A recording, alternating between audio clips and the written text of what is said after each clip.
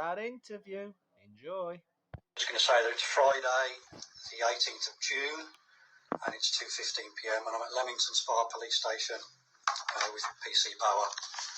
I don't need to do anything except put that there. Yeah, no, that's absolutely fine. fine. In fact, I'll turn that because it's facing me. It doesn't need to face you. Yeah, so that keeps it easy. It's just as yeah, it's just What I want to do today is I want to report a criminal offence of misconduct in public office. Okay. It's against a Warwickshire Member of Parliament. Okay.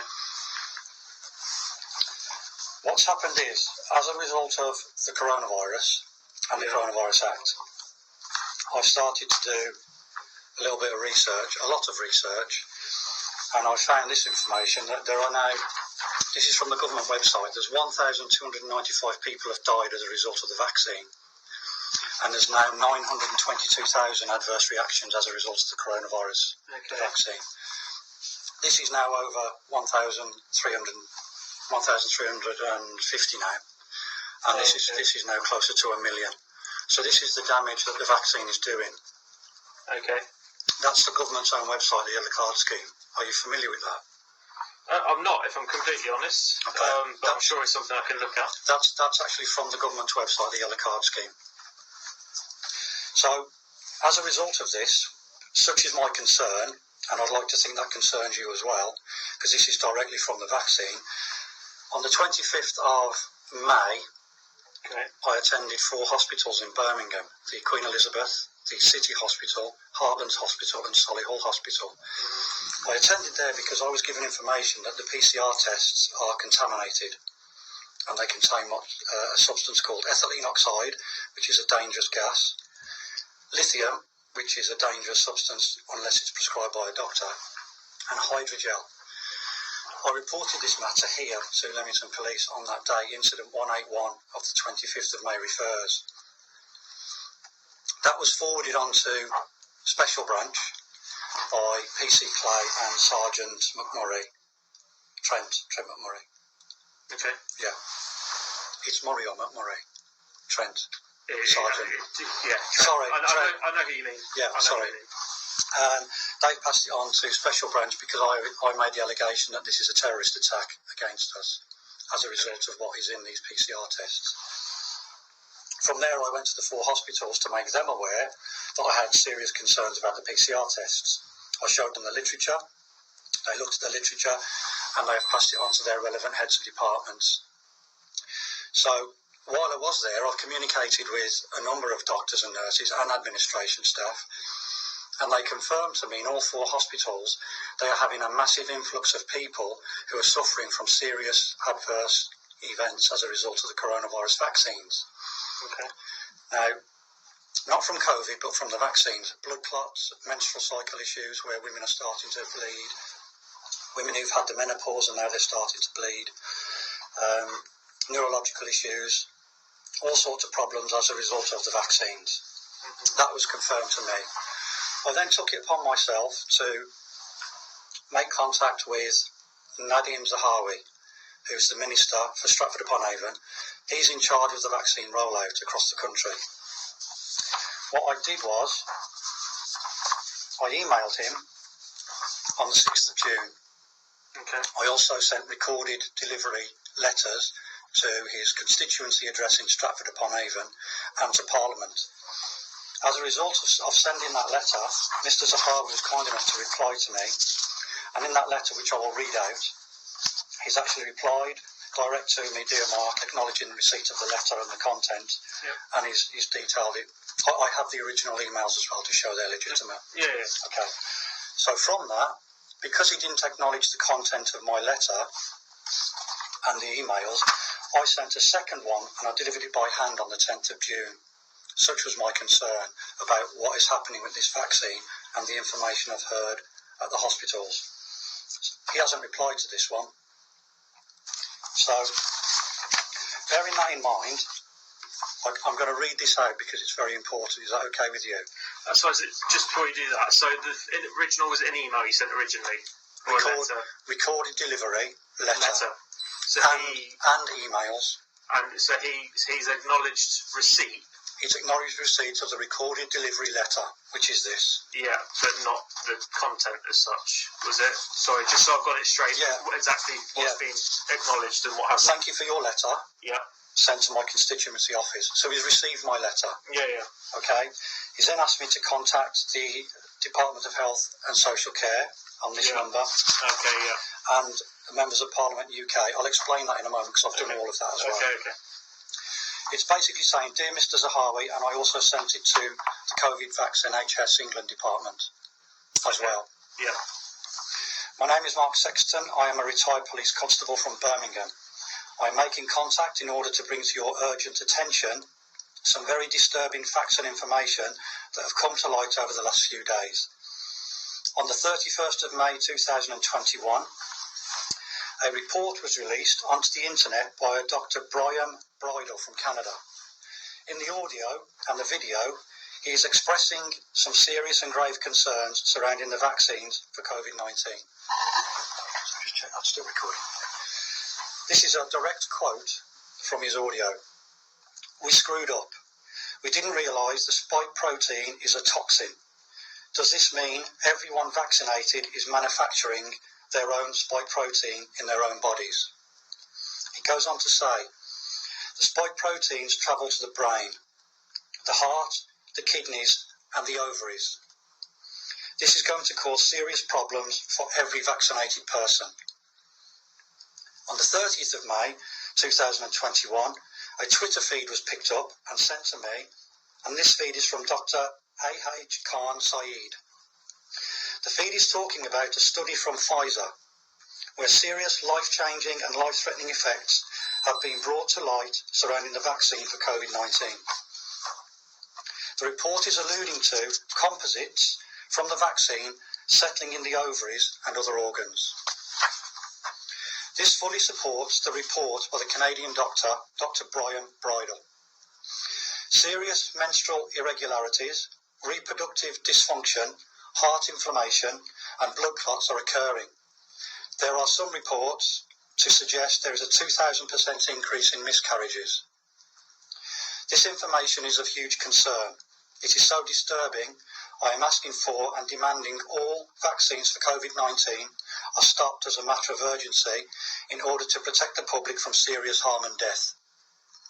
It is also documented that polysorbate 80 is contained within the vaccines, and this is known to cause issues relating to fertility. Prior to these reports coming out, and on Tuesday the 25th of May, I attended the 4 biggest hospitals in the West Midlands, the Queen Elizabeth, Heartlands, the City and Solihull.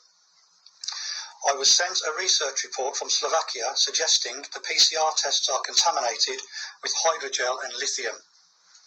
Such was my concern. I reported this to the police. They in turn forwarded this on to Special Branch to investigate. I deem this to be a targeted terrorist attack. I took it upon myself to attend the 4 hospitals mentioned. This was in order to make them aware of my concerns regarding the PCR tests.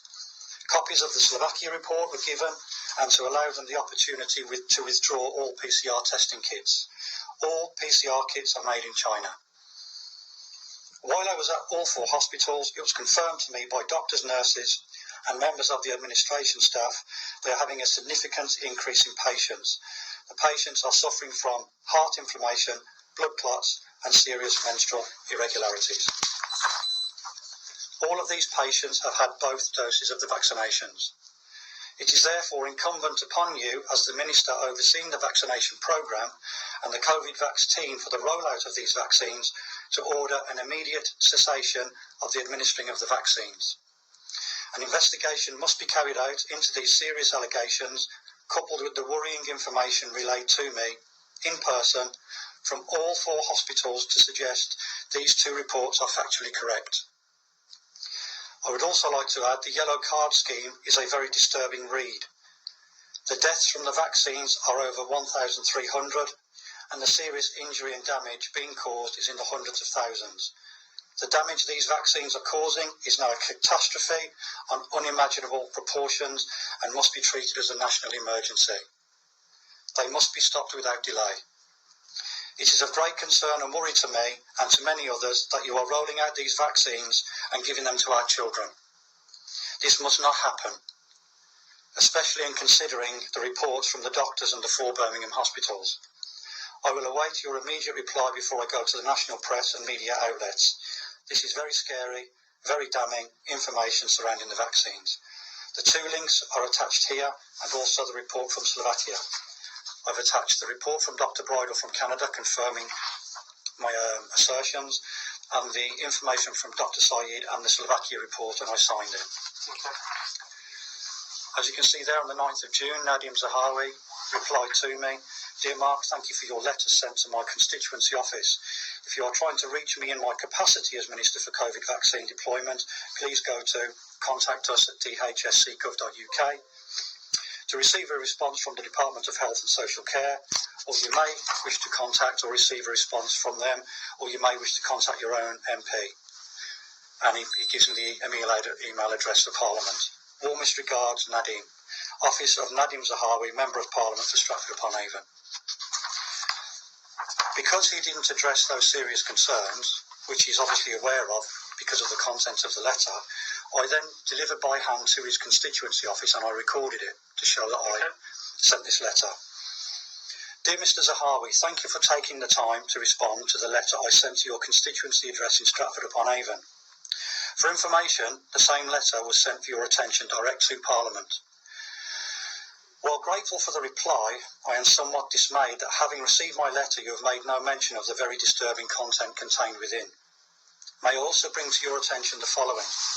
I have already made contact with NHS England, and that's the email address he's already given to me. I received a telephone call from them and they advised me as a matter of urgency to make direct contact with you. They gave me your Minister correspondence email address. I also made direct contact with the Department of Health and Social Care on 020-7210-4850. They advised me to make contact with you as a matter of urgency, provided me with your email addresses, and advised me to write to you at Parliament and to your constituency in Stratford-upon-Avon. Number 3, I made contact with the Yellow Card Side Effects Scheme on 0800 731 6789, and again they advised me they cannot do anything to stop the rollout of the vaccination, that only can come from the government.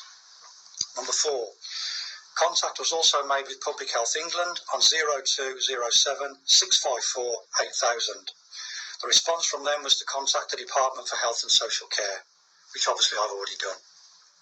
As you can see, Mr. Zahawi, all roads lead to you as the Member of Parliament with the ultimate responsibility for the vaccination programme. To suggest making contact with any other department or organisation will prove futile. Therefore, yet again, as a matter of urgency, an immediate cessation of the vaccine rollout pertaining to the coronavirus and also the Yellow Card Scheme death and serious harm entries are alarming. Such is the scale of deaths and injuries, it is incumbent upon you as the Minister responsible to stop all vaccinations forthwith. An urgent nationwide address to alert the public, hospitals, care homes, doctors, surgeries and all other sites administering the vaccine to stop immediately. I also need to bring to your attention an open letter from Dr. Tess Lorry.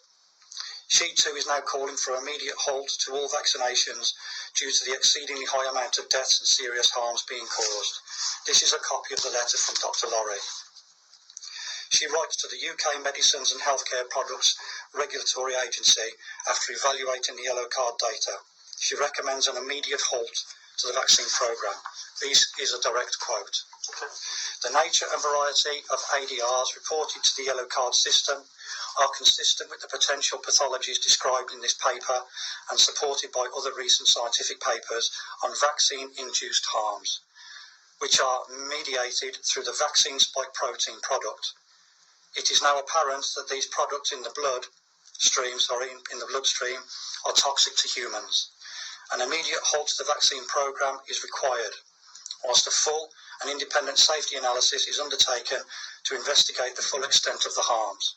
The MHRA now has more than enough evidence on the yellow card system to declare the COVID-19 vaccines unsafe for use in humans. Please spread this everywhere. Send it to journalists, your MP, your children's school and your employer. As you can see, this is now a national emergency. It is now down to only you, Mr. Zahawi, to take the necessary and immediate steps to stop the vaccine rollout in order to prevent any more deaths and serious harms from occurring. I'm sure you will agree this is alarming and the scale of the problem is catastrophic to say the least. Doctors, nurses, hospitals, the yellow card scheme and government departments are all raising the alarm. This needs your immediate attention and it needs you to suspend and stop the whole vaccination programme without delay. The very thought of this being rolled out to our children in September is sickening. This must never happen, considering the damage the vaccines are causing. I'm sure you agree as a family man yourself. The BBC and Sky News await contacts to be made by you or your office. If this can be done as a matter of urgency, Mr. Zahawi. Thank you in anticipation. Yours faithfully, Mark Sexton. And I signed it. The deaths are going up. The hospitalisations are going up. I also have a document from the 24th of August 2020. This is from Dr. Jenny Harries, who is the Chief Medical Officer to the government, advisor to the government. Okay. School children are at greater risk from seasonal flu or a road traffic accident than from coronavirus, England's Deputy Chief Medical Officer has insisted.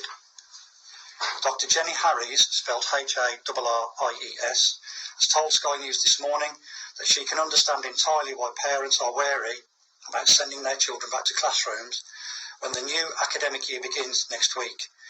But a well-controlled school environment with the information and knowledge that we have about COVID now should be a safe one, she said. No environment is not completely risk-free. Every time a parent sent their child off to school pre-COVID, they may have been involved in a road traffic accident. There are all sorts of things. And in fact, all the risk from seasonal flu, we think is probably higher than the current risks of COVID.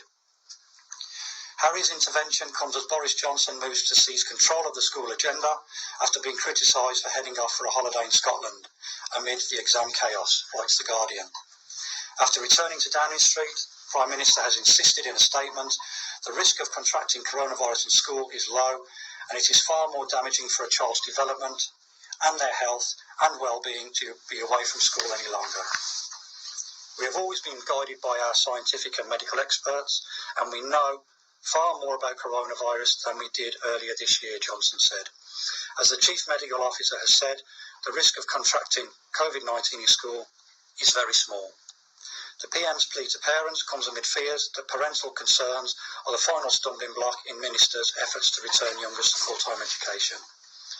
Johnson's message has been given the added backing of the new Public Health England figures showing the reopening of schools in June did not lead to a single child being hospitalised with coronavirus.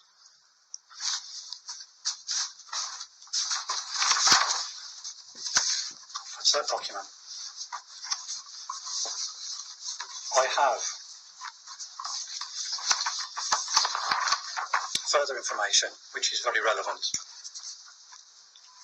Are we going to be reading all of these out? Would it be easy? Okay, I was going to say, is it easy for me to go and copy them so we've got copies? No, I'll read this one out and then I'll leave you. It's quite fixed up. These I would like you to have a copy of. Okay, that's fine. Okay. Yeah. So no, I wouldn't expect. That's okay. We'll be here till next month. Yeah. This one I'll read out because it's very relevant and I'll show you one more page. Right. Yep, no, that's fine. Okay.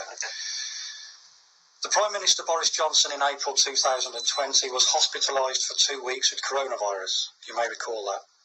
Yep. And by his own admission stated his life was in danger and it was 50-50 as to whether he would survive. Boris Johnson has had the vaccinations against the coronavirus. It is now a statement of fact that those who have had COVID have antibodies and will not get COVID again. This has been known for over a year. So why did Boris Johnson have the vaccine? His body already has antibodies to fight any future COVID infection, including any variant. So by having the vaccine, he has now compromised his immune system. Why would he do this, considering he has some of the best medical experts in the world advising him? The 4.6 million people who have already allegedly been infected with COVID since March 2020 should not in any way be receiving a vaccine because they have the antibodies. So why is this not being advertised all over the television and by the government? This is a huge issue and very dangerous. If people take the vaccine because that in itself will compromise significantly the immune system. Boris Johnson, Matt Hancock, Patrick Vallance, Chris Whitty, Dominic Raab and Michael Gove were saying from the onset, once the vaccine is rolled out, we will get back to normal. 42 million UK residents have had at least one vaccine and 30,440,000 UK residents have had both vaccines. Why are these people still wearing a mask? Why are they social distancing? Why can't they fly? And why are they still subject to lockdown conditions? They have now been told they cannot fly because the vaccine is causing blood clots. It is now fact. The vaccine does not stop the transmission. It does not stop people catching the virus. It merely reduces symptoms in the individual. I therefore ask, what is the vaccine for? It would appear it is merely a treatment. If this is the case, we already have ivermectin, which is now proven almost 100% effective, hydroxychloroquine, almost 100% effective, and vitamin D that significantly reduce and cure within 48 hours the symptoms of coronavirus. So why does the whole population need to have a rushed and now proven dangerous vaccine that doesn't work?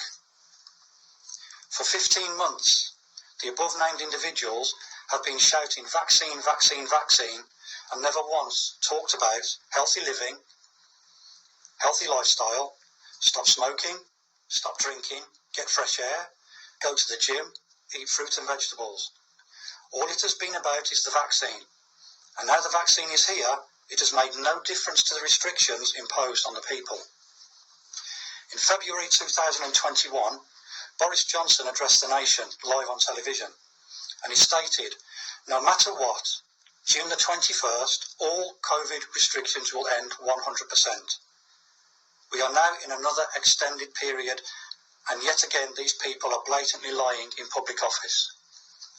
We are being told there are numerous variants, the South African variant, Brazilian, Kent, Indian, Nepalese and Thai.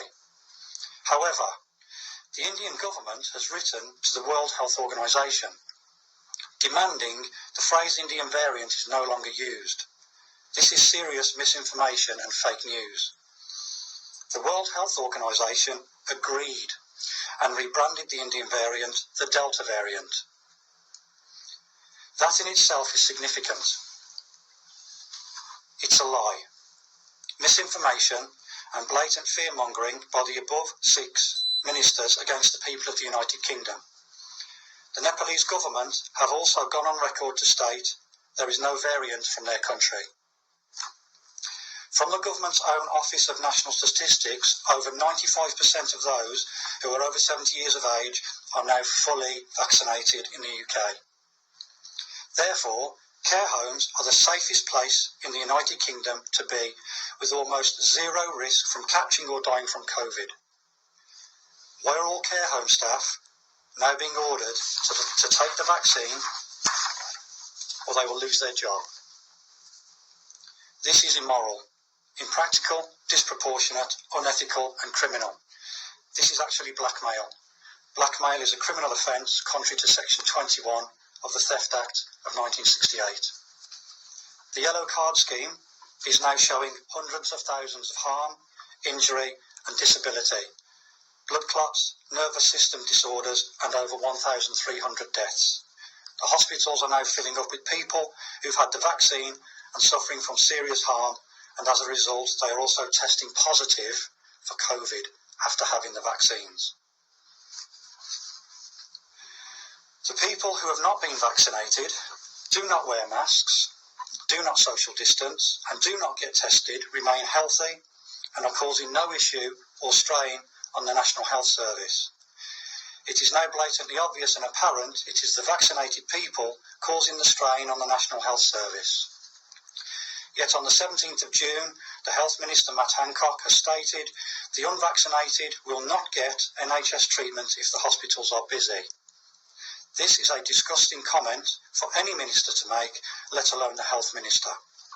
Considering it is now the vaccinated people who are putting a strain on the NHS, and it is the vaccinated people who are suffering from death, serious harm and serious injury as a result of the vaccination programme. The vaccinated individuals are suffering death, serious harm and injury, and they have been told it is likely they cannot fly due to the risk of blood clots. They now have a significant disadvantage in society as a result of being vaccinated. How is this possible? Under 16s do not catch, do not spread, and do not die or get ill from coronavirus. This is fact. The Office of National Statistics and the government's own head of medicine, Dr. Jenny Harries, has stated children are more at risk of dying from the flu or a car accident on their way to school than they are of COVID. So why are they giving the under 16s a vaccine? A vaccine that does not protect them or stop transmission to others. It only reduces symptoms that they don't get. This is nonsensical. It is now proven it is only given to reduce the symptoms, so if children don't have symptoms, what is the point of the vaccine? They said the vaccine would bring society back to normal. On the contrary, the vaccines are causing chaos, death, harm and injury, and putting a strain on the NHS we have all been told to protect. It is blatantly and abundantly clear this is not about health. This is not about protecting the NHS. This has always been about administering the vaccine. We now know this is a gene therapy disguised as a vaccine, and the above 6 people have lied, been disingenuous, and they know what is going on and why. They are therefore guilty of misconduct in public office and misfeasance in public office. The vaccine programme must be stopped as a matter of urgency to protect people from death, injury and harm, and the evidence is now overwhelming. It is incumbent upon you, the police, to make sure this happens now, today, before any more people die, suffer serious harm and injury, and to protect the people of this country and to protect the NHS. No individual or organisation are above the law. The police have a duty to investigate these serious allegations, arrest those responsible and put them before the court with the advice from the Crown Prosecution Service and the Director of Public Prosecution. This is something that must happen now, today, and cannot and must not wait. The police are independent of the government and represent the people. This is your duty of office, fully supported by the oath that you swore. This is the letter from the Indian government to the World Health Organization to prove and to show there's no such thing as the Indian variant. They've made that public. I'll leave you a copy of that as well. Yep. Okay. This is the oath of a constable to show that you are independent of government, and it says, police constables are servants of the Crown and are strictly independent of Her Majesty's government. It would be unlawful for any member of government, such as the Prime Minister, to attempt to control, coerce, direct or command constables of any rank. Constables are not employees of the police and cannot take industrial action, I do apologise. Whilst performing their role as constables and considered in law to be special legal entities who are responsible for their own actions when carrying out police duties. And then, this is the crime recording standards. A belief by the victim or a person reasonably assumed to be acting on behalf of the victim that a crime has occurred is usually sufficient to justify its recording. That's the crime recording guidelines by the Home Office, April 2020. So I'll be asking for a crime number today. The vision and purpose statement, where I have to be treated as a victim of crime and dealt with accordingly, and it is incumbent upon you as a constable to investigate the allegations that I'm making. And that's all there. That's the vision and purpose statement. I give that to every police officer. And that's just the national crime recording. And this is to any police constable who fails to investigate these crimes. It's a dereliction of duty. Any deliberate or accidental failure to do what you should do as part of your job is a dereliction of duty. And that's just included there. I also have evidence from Birmingham City Council. This is a Freedom of Information request, which you can have. This is dated 10th of February 2021. The request is, in the last 6 years, how many people have been buried and cremated in the Birmingham Metropolitan Borough, the biggest metropolitan borough in Europe? They've replied. They've provided a full breakdown from 2015 down to 2020, burials and cremations. Okay, this is 2015 all the way down to 2020. On these figures, 2020 is the 6th lowest out of the 6 years previous. So if we're in a pandemic, where are all the dead bodies? Because there was more burials and cremations in 2019, 18, 17, 16 and 15. How can we be in a pandemic when there's been less people buried and cremated? I'll let you have that as well. Okay. This is from Solihull Metropolitan Borough Council. They've also been kind enough to reply to the Freedom of Information request. They broke it down from Robin Hood and Woodland Ceremony, and they broke it down very well, as you can see. Yeah. They've also provided their data, and from 14-15 up to all the way to 2021, it's the 5th lowest in the last 6 years. So there was more deaths in 5 previous years. So where are all the bodies if there's a pandemic? You can have that as well. This is the Great Barrington Declaration. It's translated into 16 languages. This is signatures from 625,000 citizens around the world, 11,297 medical and public health scientists, and 34,415 medical practitioners, giving information and details about everything